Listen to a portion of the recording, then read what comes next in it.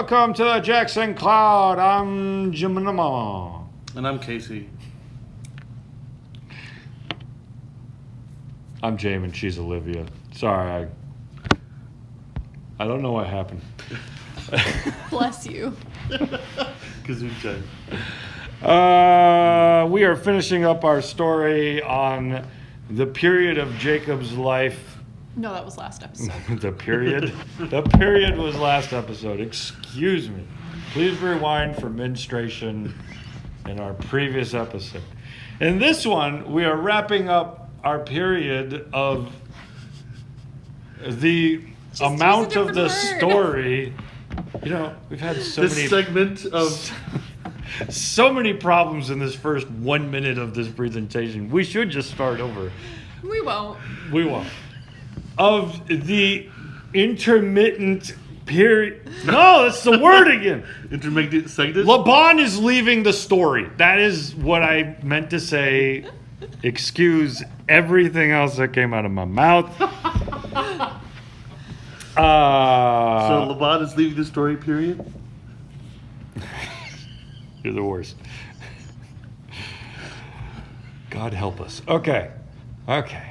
I'm going to pray real quick and then we're going to move forward. Amen. All right.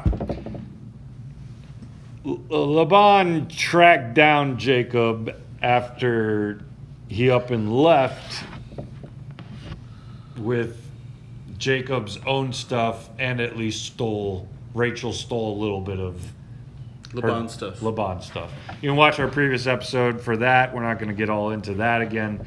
But in this particular case, Laban had a dream on the way to Jacob in which God said, "You will not say anything to Jacob, either good or bad." So when he arrives there, he's like, "I had a dream. I can't say anything good or bad to you." So you can imagine, that part strikes me as interesting. Like a lot of times our prayers when we're praying for God to do something, I was like, "God, would you just show up and I don't know, prevent whatever's going to happen from happening. Paralyze Laban if you have, make him sick." I don't know. But when God steps into the scenario in his own way, it's just like, "Here's a dream. Don't you say anything to him, good or bad." And then leaves it up to Laban if he's going to honor what he said or not. Laban actually does honor it. Jacob gets really angry at Laban and goes off on him, telling him all the ways in which Laban has cheated him. And then Laban answers and says, "The daughters are my daughters, the children are my children, the flock are my flocks, and all that you see is mine. But what can I do this day for these daughters or for their children whom they have borne? Come now, let us make a covenant, you and I, and let it be a witness between you and me." So Jacob took a stone and set it up as a pillar, which we've seen that happen before. Yep. All throughout Genesis, they're taking stones or making pillars. And usually when they're doing that, it's becoming like a sacred space of sorts. It's like an altar of sorts, usually. And Jacob said to his kinsmen, "Gather stones." And they took stones and made a heap. And they ate there by the heap. Now, usually when you make a covenant, there's animals involved. You remember Abraham's covenant with God, where animals were chopped in half. Yeah. Yes. And then God walked between them. Possibly this is one of those covenants because they eat after, and usually after like a covenant of that, like you've killed the animals. It's like, okay, now we've done the custom. Now let's have a meal together. So it's possible that they're eating right now after this because they've done a custom that involved animals as well. Usually when you cut animals in that way, it's a way of saying, if I go back on my part of the covenant, these animals too, or just like these animals were cut in half, so shall I be cut in half. Pinky promise. I'll break your pinky if you go back on your promise, right? Except much more intense.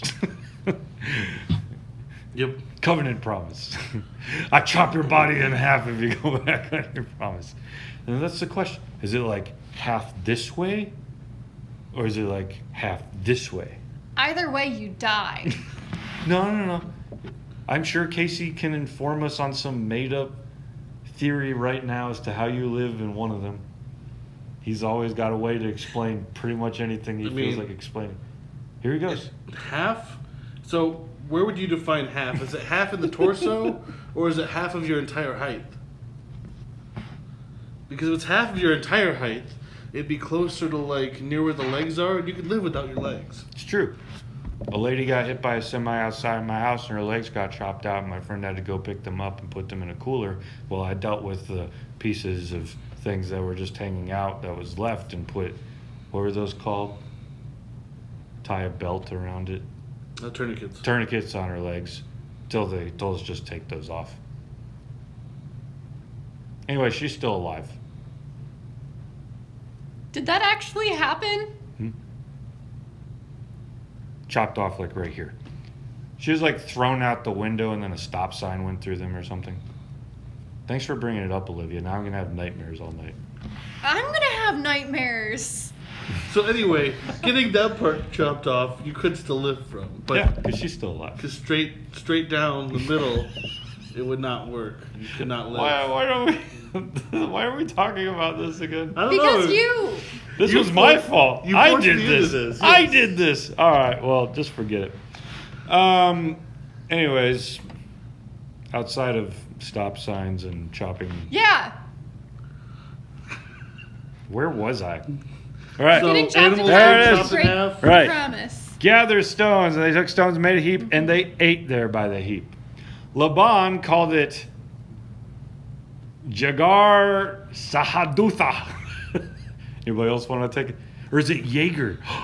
Is this the first Jaeger? I would do Jaeger, yes. Like from Pacific Rim? No. They made a giant robot out of stones? Because that would... No? Okay, all right. No. Laban called it Jegar-sahadutha, but Jacob called it Gilead. You know what's fun about these words is Jegar-sahadutha means heap of witness, and Gilead means, ready for this? Heap of witness. Okay. They have two different languages here because Laban's kind of got like Aramean and then Jacob in more of the Hebraic. So Laban said, "This heap is a witness between you and me today." Therefore, he named it Gilead and Mitzpah. And Mitzpah means watch post. For he said, "The Lord watch between you and me when we are out of one another's sight. If you oppress my daughters, or if you take wives besides my daughters," plural, "although no one is with us, see, God is witness between you and me." That was actually commonplace in covenantal ceremonies as well, is what, like in the ancient Near East, when you had a covenant ceremony, you would call upon your deities to be present. Part of the idea was like, if I don't see you do it, still something in the spiritual realm saw you do it. Likewise, if I go back on my promise, I can't like run to my deity for help because he saw me make the promise. He's like, "No, I saw you do that." So like it's, in their minds, it's like a form of justice. When you're having this covenantal ceremony, you're calling on even the spiritual realm to be present and witness it. What? I do have a question. Yeah. He's already taken other wives in the Yeah. forms of the servants of the wives. Because that bore other Laban children. forced him to do it nonetheless. What? You guys are talking about two different parts of the story. Oh, what are you talking about? No, I'm talking about the He's servants. talking about the servants. Oh, the servants. You're talking about. Yeah, Laban is probably lumping them in as his daughters because they're servants of his daughters, and surrogate wise they're treated as though they're... Okay. Ancient world is messed up, all right? I was just like, he already broke this part because he already Yeah, did it. but he's probably considering them as still being in the family. So if you oppress my daughters, though, so Laban, like, acts of justice here. You're not going to oppress my daughters. You're not going to take other wives outside of them. Even if you do it and I don't see you do it, God sees you do it. So they call on, at least the first time, they're calling on Yahweh. And that may be because Jacob, like, there's still a little bit of a question. We wonder, is Laban following the one true God or not? We don't know. So is it like Jacob calls on Yahweh and Laban is calling on whoever it is that he's following? Or are they both calling on the one true God together? Either way, covenant ceremony is there. They eat food. Maybe those foods are also sacrifices in some way, since they're expecting at least God to be present, right? And then early in the morning, Laban arose and kissed his grandchildren and his daughters and blessed them. Then Laban departed and turned home. So now he's at least never supposed to cross a boundary.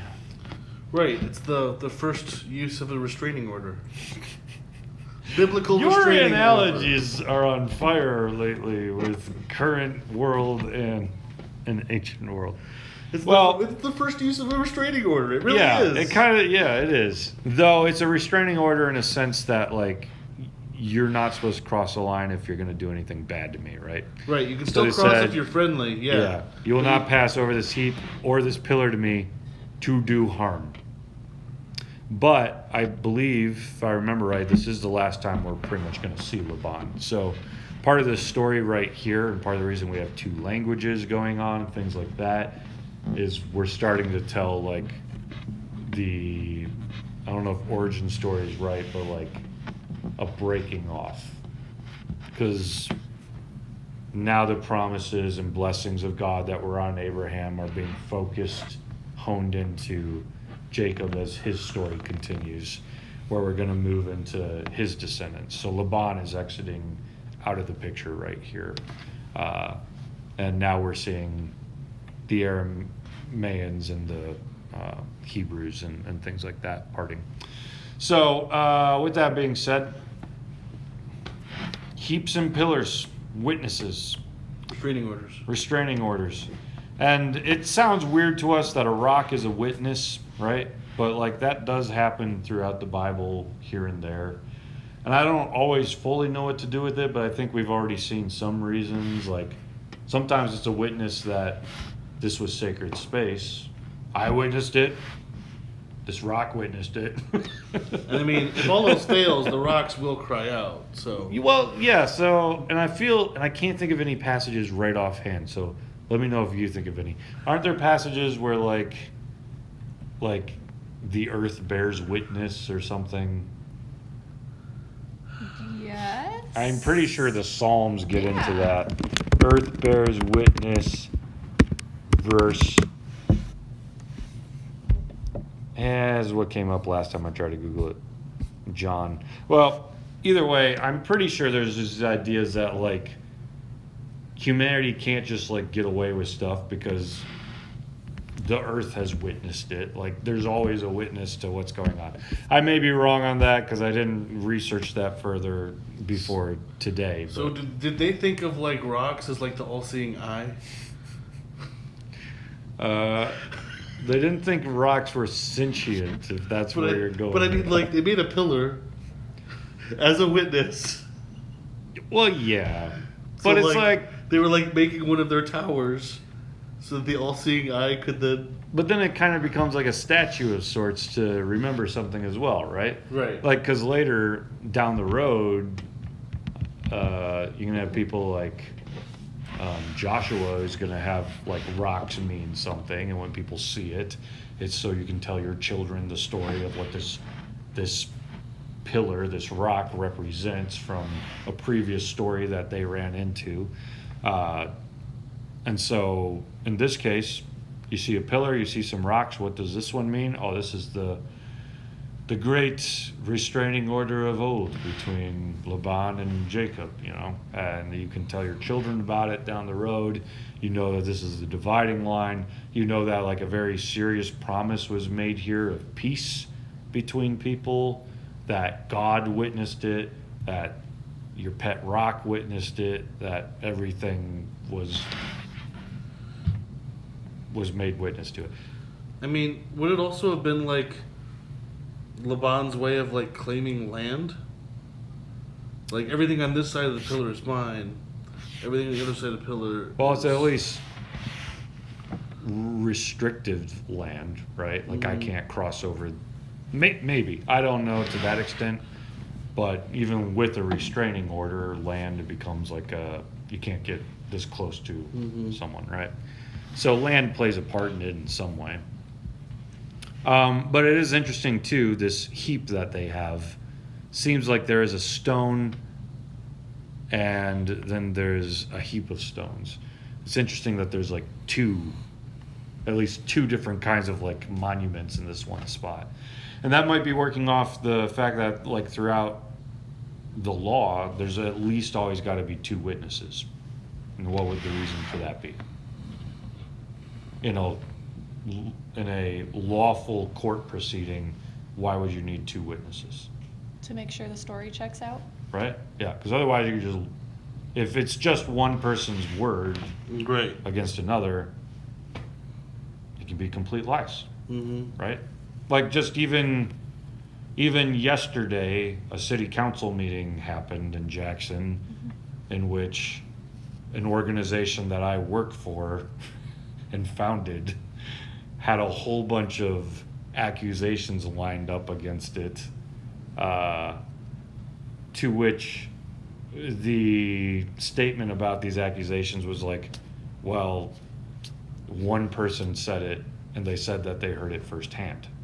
And I'm like, okay, can I talk to the person who like firsthand experienced it? Or do you mean like you met someone who said that someone experienced, like what do, for me, like, I'm like, this is me in a legal court proceeding, not in like a judge or any way, but before city council, listening to someone say they heard something or met someone, and I'm like, okay, I would appreciate more info on these kinds of things as well. Otherwise, this would be hearsay or at its worst, slander, right? Because like it just spewed that out on the live cam for everyone else to see. And I like need to know, did this happen or is it just your fears? Right. So like you always need the two witnesses, and the Bible stands clear on that throughout it as well, is like one person's word is not enough. That's not a good court proceeding. Someone else needs to speak into it as well. And you hope that two witnesses aren't working together to overthrow something as well, but it's at least better than one. And so for Jacob and Laban, there's two monuments present. There's a heap of stones and there's a pillar. And there's more than one witness bearing witness. This happened. We in our all-seeing rock minds will remember it. So anyways, any takeaways? If not, we're still moving through narrative and trying to see where the story goes. So in the meantime, what were your takeaways? Let us hear about it. On the Discord, if you want to click the link down below and join us there. If you want to like, comment, and subscribe, and even share this video, we'd appreciate it. And go find a rock and have a little chat with it. That's my takeaway today. The all-seeing eye rock, huh? The all. I don't. Hey!